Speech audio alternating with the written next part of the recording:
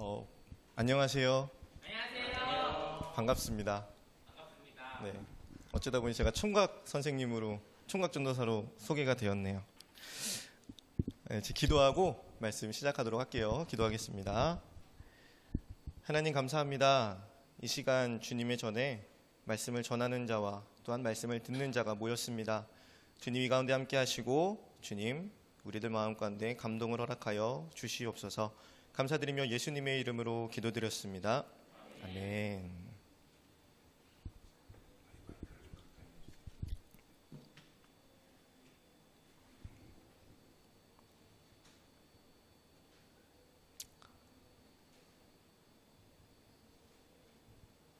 보이시죠? 네. 안 보이시나요?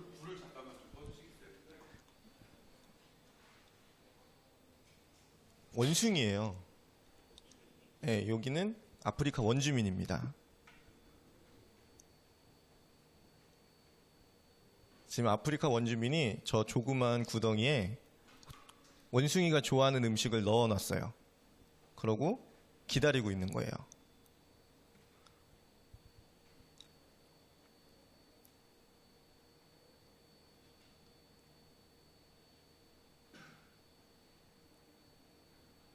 원숭이가 손이 겨우 들어갈 만한 작은 통로 안에다가 음식을 넣어놓고서 기다리고 있다가 저렇게 원숭이를 잡는 겁니다.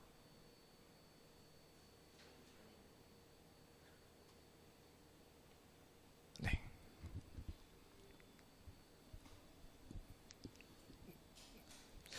옛날 송이라는 나라가 있었어요. 송나라라고 송이라는 나라가 있었는데 거기에 원숭이를 좋아하며 키우는 저공이라는 사람이 있었습니다. 그런데 원숭이의 수가 날이 갈수록 늘기 시작했어요. 원숭이들은 도토리를 좋아했는데 이 원숭이들의 먹이인 도토리를 구하기가 쉽지 않은 지경까지 이르렀습니다. 그래서 이 저공이라는 사람이 원숭이들을 모아놓고 말을 했어요. 이제부터는 너희들에게 아침에는 도토리 3개를 주고 저녁에는 도토리 4개를 줄 거야. 그러자 원숭이들이 화를 내기 시작했어요.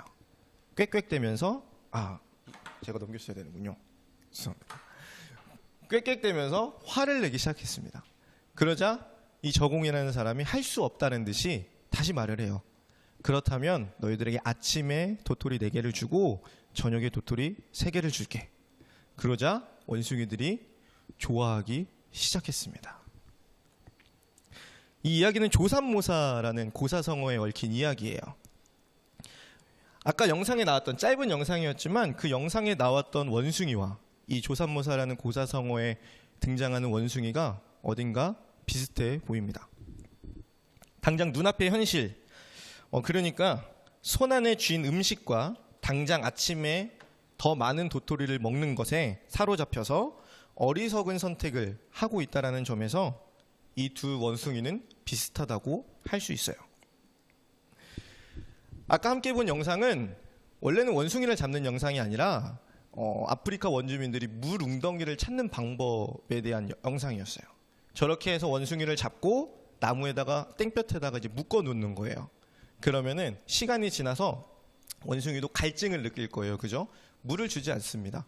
그런 후에 원숭이를 풀어줘요. 원주민이. 그러면 원숭이는 사람들은 잘 알지 못하는 원숭이들만이 아는 물웅덩이로 가기 시작해요. 그럼 원주민은 그 뒤를 쫓아갑니다.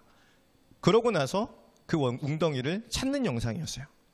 근데 저는 이 영상을 처음 본 게 여러분들 만한 나이였었어요. 근데 이 앞부분에 우리가 함께 봤던 원숭이를 잡는 영상 부분이 계속해서 제 머릿속에서 떠나지 않는 것이었어요. 원숭이를 잡는 방법이 특별한 건 아니었습니다. 여러분들도 보셨겠지만 어떤 특별한 장치가 있었던 것도 아니었어요. 덫이 있었던 것도 아니었고요. 철창이 있었던 것도 아니었습니다. 그저 원숭이는 자기가 쥐고 있었던 그 음식, 그걸 놓기만 하면 언제든지 도망갈 수 있었어요. 그렇지만 어땠어요? 원숭이는 도망갔나요? 도망가지 않았어요. 빼려고 노력을 했지만 도망가진 않았어요. 그 음식에 사로잡혀 있었기 때문입니다. 그때는 그냥 보고 넘겼었어요. 보고 넘겼었는데 놀랍게도 굉장히 이 어리석어 보였던 원숭이의 모습이 시간이 지나니까 제 모습 속에서도 발견할 수 있게 되었다라는 것을 알게 되었어요. 처음에는 굉장히 괴로웠습니다. 원숭이랑 나랑 다를 바가 없었구나. 나는 원숭이 같은 사람이었구나. 그래서 괴로워했던 적이 있었어요. 그런데 다행이었던 것은 시간이 지날수록 저만 유별난 사람이 아니었다라는 것을 알게 됐습니다. 생각보다 많은 사람들이, 제 주변의 사람들, 또 제 주변이 아닌 사람들도 이런 어이없는 실수들, 어리석어 보이는 선택으로 인한 그런 실수들을 많이 한다라는 것을 알게 되었어요. 그러면서 깨달았습니다. 누구나 실수를 할 수 있다라는 걸 깨달았어요. 완벽한 사람은 없습니다. 혹시 이 중에 자기는 완벽하다고 자부할 수 있는 사람 있나요? 나는 살면서 실수를 한 번도 해본 적이 없습니다. 한 번도 저는 잘못을 저질러 본 적이 없습니다. 라고 장담할 수 있는 사람은 아마도 없을 거예요. 문제는요, 중요한 건 뭐냐면 실수를 하느냐 마느냐가 아니라 어떠한 마음을 가지고 살아가느냐예요. 어디에 초점을 두고 살아가느냐, 이것이 우리에게는 중요한 문제가 되어야 될 것입니다. 오늘 우리가 함께 읽은 말씀에는 두 명의 선지자가 등장을 해요. 예레미야라는 선지자와 하나냐라는 선지자가 등장합니다. 이 두 명 모두 남유다 왕국의 선지자였는데 당시의 남유다는 굉장히 위태로운 상황에 처해 있었어요. 바벨론이라는 강대국이 코앞까지 쳐들어와 있던 상태였습니다. 당시 남유다 왕국의 상황을 조금만 살펴보면 굉장히 잘 먹고 잘 살던 나라였어요. 하나님의 성전에는 하나님께 바쳐진 제물들이 항상 가득했었습니다.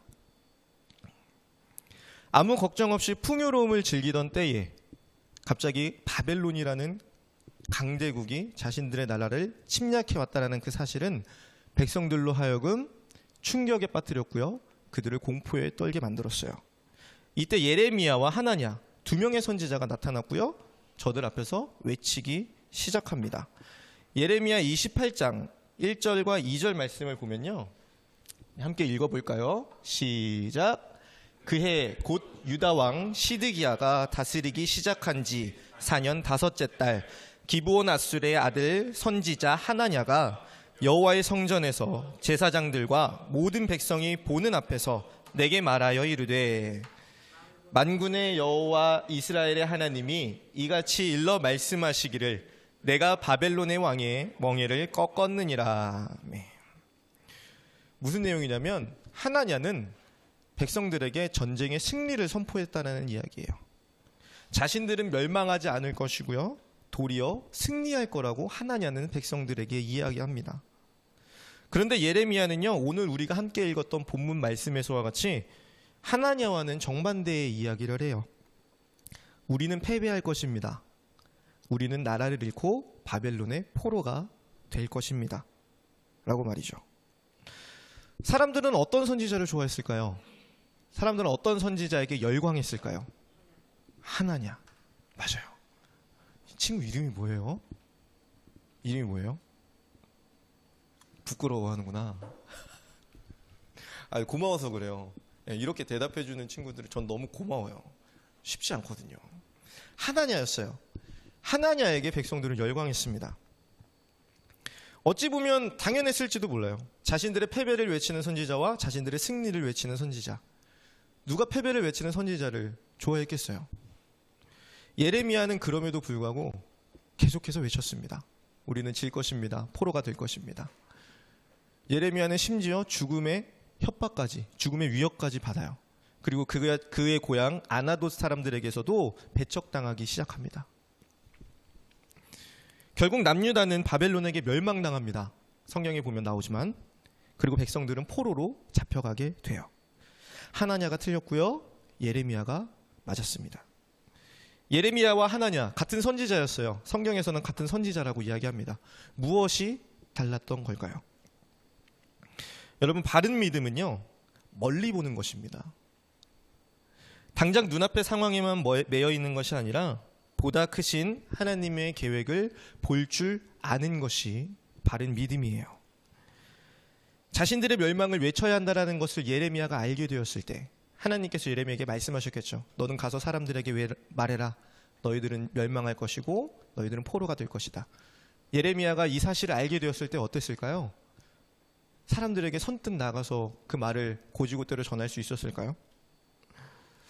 그도 어쩌면 하나냐와 같이 사람들에게 위로가 될 말, 사람들에게 희망을 줄 말, 사람들이 좋아할 만한 말을 하고 싶었을지도 모르겠습니다. 아마 마음은 편치 않았을 거예요. 성경은 기록하고 있습니다. 예레미야 8장 18절에 보면 함께 읽어볼까요? 시작. 슬프다 나의 근심이여 어떻게 위로를 받을 수 있을까? 내 마음이 병들었도다. 예레미야 9장 10절에서 12절에 보면요. 함께 읽어보겠습니다. 시작. 내가 산대를 위하여 울며 부르짖으며 광야 목장을 위하여 슬퍼하나니 이는 그것들이 물에 탔으므로 지나는 자가 없으며 거기서 가축의 소리가 들리지 아니하며 공중의 새도 짐승도 다 도망하여 없어졌음이라. 내가 예루살렘을 무더기로 만들며 승냥이 굴이 되게 하겠고 유다의 성읍들을 황폐하게 하여 주민이 없게 하리라. 지혜가 있어서 이 일을 깨달을 만한 자가 누구며 선포할 자가 누구인고 이 땅이 어찌하여 멸망하여 광야같이 불타서 지나가는 자가 없게 되었느냐. 이건 예레미야의 고백입니다. 여러분 느껴지시나요? 예레미야의 마음이?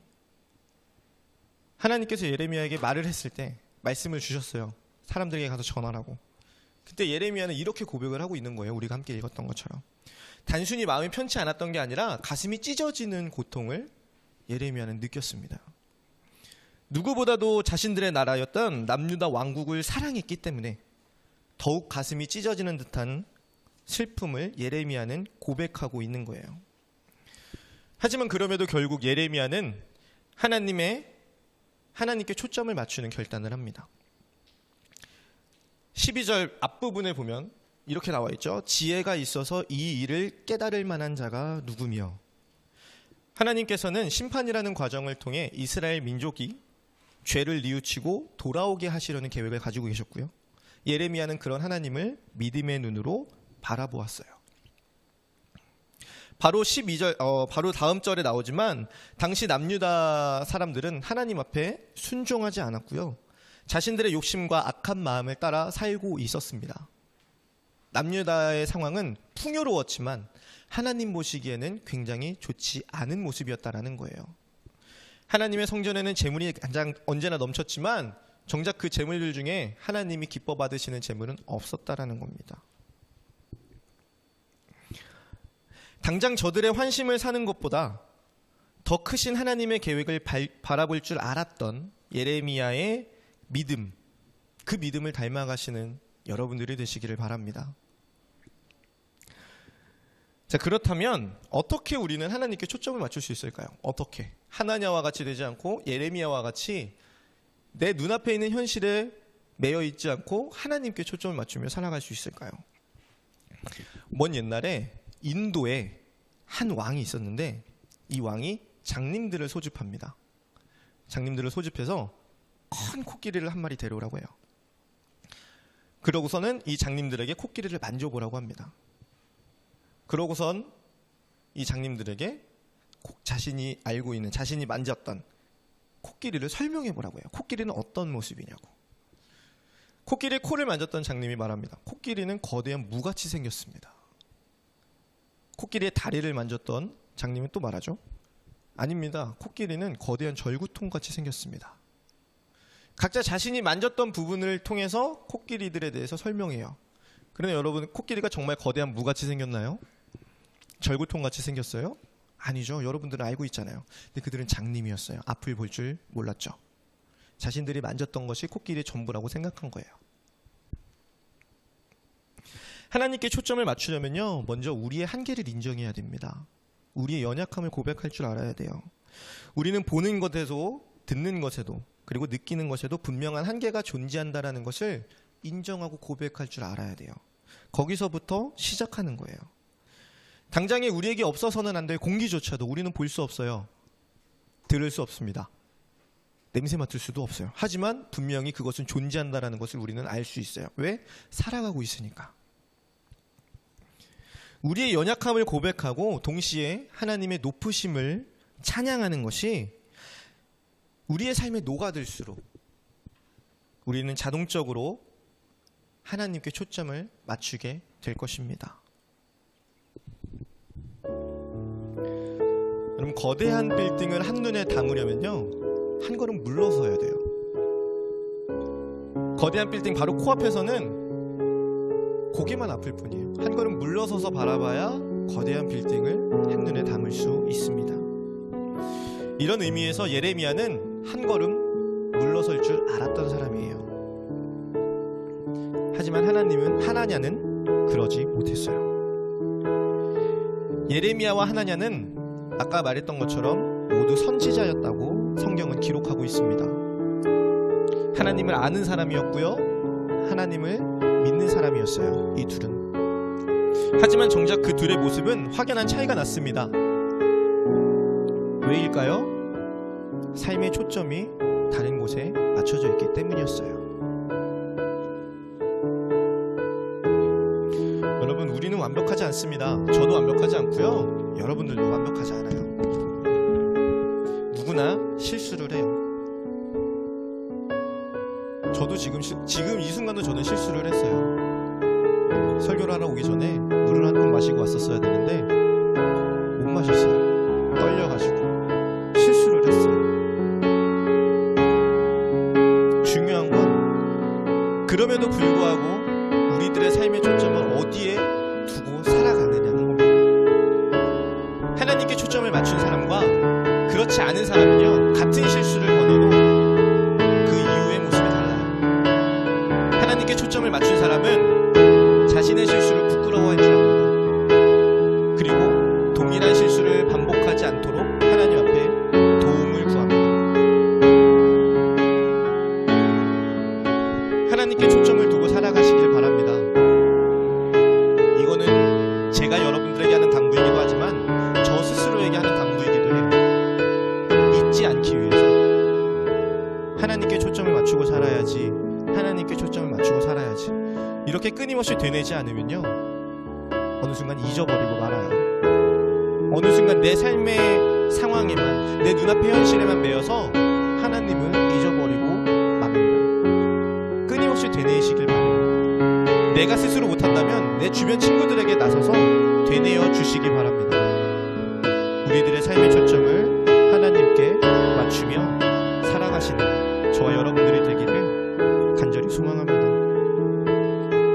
여러분들이 잘 모를 수 있는 찬양이지만 이 시간 함께 찬양을 하고 기도를 하기를 원합니다. 찬양의 가사를 보면서 함께 찬양하겠습니다.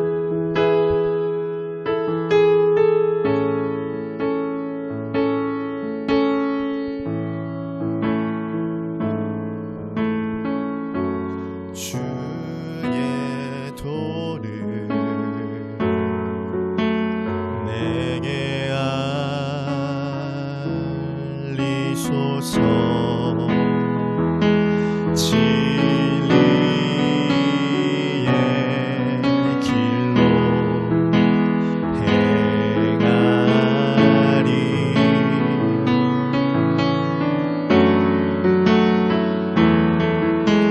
주님의 이름을 경외하리라.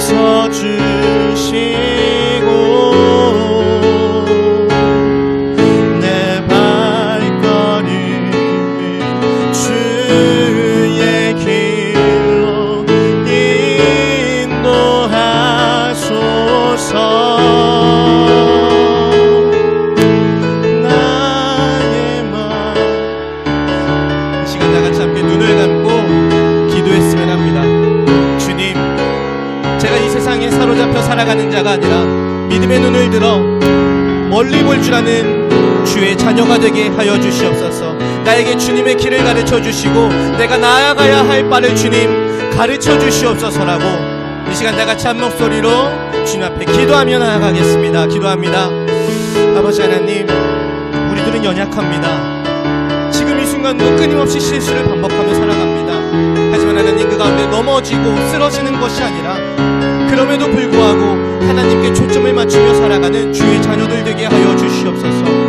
아버지여, 갈 바를 알지 못하고 아버지여, 헤매이지는 것이 아니라 주님께 초점을 맞춤으로 나보다 더욱 크고 위대하신 주님을 믿음으로 아버지여, 나의 한 걸음 한 걸음을 주님께 의탁함으로 아버지, 오늘 하루도 살아가고 내일 하루도 살아가는 아버지 우리들 될 수 있도록 주님 인도하여 주시옵소서. 나의 연약함을 주님 앞에 고백하며 동시에 주님의 높으심을 찬양하는 자들이 되기를 원합니다. 아버지, 그 가운데에 나의 삶의 그 고백들이 녹아들 때에 나의 삶의 초점이 주님께로 맞춰질 줄로 믿사오니 주님, 우리들을 붙들어 주시고 우리들을 주님께로 더욱 이끌어 주시옵소서. 나의 마음을 씻어 주시옵소서. 나의 발걸음을 인도하여 주시옵소서. 세상의 길이 아니라 주님의 길을 쫓아 살아갈 수 있도록 주님, 우리들 한 명 한 명을 이 자리에 서 있는 저를 붙들어 주시옵소서.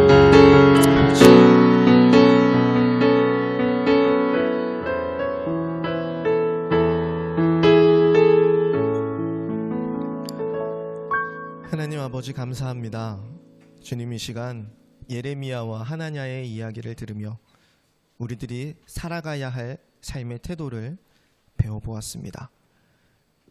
우리들은 완벽하지 않아 끊임없이 실수를 반복하는 자들이지만 그럼에도 불구하고 하나님께 초점을 맞추며 살아가는 믿음의 자녀들 되게 하여 주시옵소서. 삶에 어떤 고난이 찾아온다 할지라도, 삶의 어떤 상황에 직면한다 할지라도 그 상황에만 매여 있는 것이 아니라 주님께 초점을 맞추며 주님의 크신 계획을 바라볼 줄 아는 믿음의 눈을 우리들에게 허락하여 주시옵소서. 감사드리오며 이 모든 말씀 사랑이 많으신 예수 그리스도의 이름으로 기도드렸습니다. 아멘.